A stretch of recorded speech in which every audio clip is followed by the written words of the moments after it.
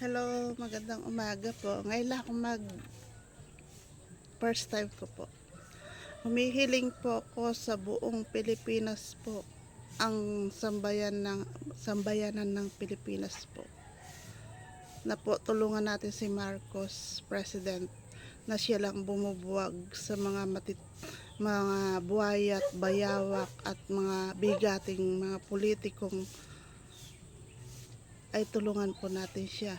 Nahihirapan din po siya nag-iisang kumikilos. Ipagdasal po natin siya na po ay mabuwag niya lahat ng mga ahas, galamay na mga bulok na sistema sa Senado.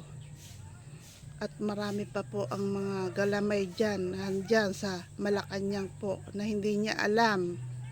Mga galamay dyan ay ahas. Mag-ingat po kayo. Mag-ingat kayo mga pamilyang Marcos at kayo po ay binabantaan po. At baka po kayo ay padala ng hindi magandang intensyon at pati buhay nyo ay kuhanin nila. Doble ingat po kayo. Maraming salamat po.